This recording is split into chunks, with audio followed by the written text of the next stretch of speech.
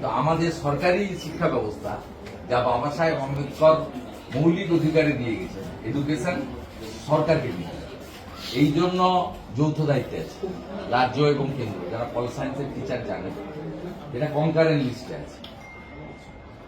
1000 কোটি টাকার বিজনেস করে দিল প্রাইভেট কলেজ এবং ইউনিভার্সিটিগুলো। আর আমাদের, আমি তো স্টুডেন্ট পলিটিক্স করা লোক, ভূগোলে সাম্মানিক বিরাট ডিমান্ড ছিল, ম্যাথ স্ট্যাটে বিরাট ডিমান্ড ছিল, ইংলিশ অনার্স বিরাট ডিমান্ড ছিল, সংস্কৃত অনার্সে বিরাট ডিমান্ড ছিল। একদম মশামাছি তাড়াচ্ছে। আমার সঙ্গে যে কোনো কলেজে যান, অনার্সে কেউ ভর্তি হয়, কে 3 মাস ওয়েট করবে। 9,54,000 ভ্যাকেন্সি ইন গ্রাজুয়েট, মানে আপনার সিট আছে, ভ্যাকেন্সি আছে, ফিল আপ হয়েছে অনেক, ফিল আপ 6 লাখ। আপনি যা বলছেন না, আমি পলিটিক্স ছেড়ে দিয়ে বলি, এডুকেশন যেটা পশ্চিমবঙ্গের সবচেয়ে বড় গর্ব ছিল।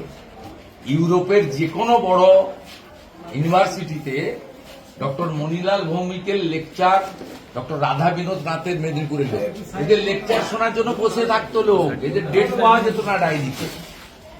এই ছিল আমাদের মেদিনীপুর এবং পশ্চিমবঙ্গের শিক্ষা। ভয়ঙ্কর খারাপ জায়গা, সত্যি সরি টু সে। আর আমি যতদিন জনপ্রতিনিধি হয়েছি, এইচডিএ চেয়ারম্যান হয়েছি, মিনিস্টার হয়েছি, এমপি এমএলএ, আমার টার্গেটই ছিল যে এডুকেশনাল ইনস্টিটিউশনকে সাপোর্ট দাও, গ্রাউন্ডটা, মাঠটা ঠিক করে তৈরি করে দাও, পুকুর থাকলে বাঁধিয়ে দাও, এক্সট্রা কো কারিকুলার অ্যাক্টিভিটিজের জন্য করো, ল্যাবরেটরিটাকে মডার্ন বানিয়ে দাও, লাইব্রেরিটাকে আধুনিক বই এনে দাও। আমি আমার সাধ্যমতো করেছি। আপনি এমন কোনো নট এ স্কুল এবং আপনি এডুকেশনাল ইনস্টিটিউশন পাবেন না, including Nandigram Sitananda college, including private B Ed college, Sukanta education institution Riapara, সেখানে আমার অপোজিট থটের লোকরা চালাতো। আমার বিরুদ্ধে যিনি প্রার্থী হয়েছিলেন, তিনি আমাদের পরমানন্দ ভারতী সেখানে সব দেখাশোনা করতেন। না, আমি পলিটিক্স করি। আপনি সব জায়গায় একটা না একটা দেওয়ালে, একটা না একটা রুমে শুভেন্দু অধিকারী, কখনো বিধায়ক, কখনো সাংসদ, কখনো এইচডিএ চেয়ারম্যান, আপনি নাম পাবেনই পাবেন।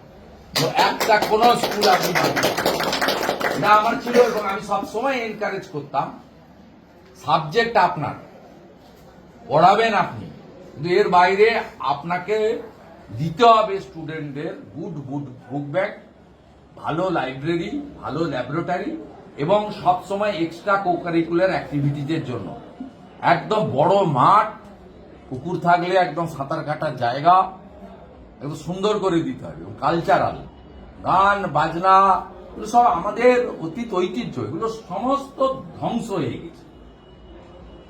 কেউ বেঙ্গলি মিডিয়ামে পড়াচ্ছে না, সিবিএসসি আইসি চলে যাচ্ছে না সেন্ট্রাল মিডিয়ামে।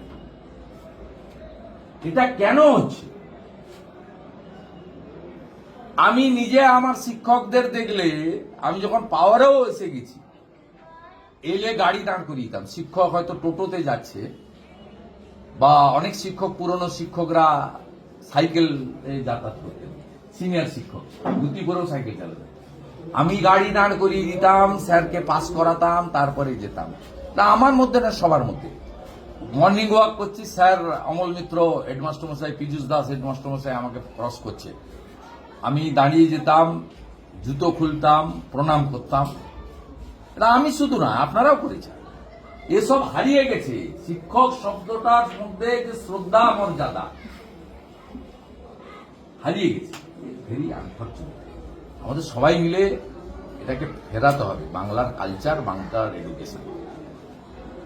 সবাই ভালো থাকুন। চা নিচ্ছি, বসুন।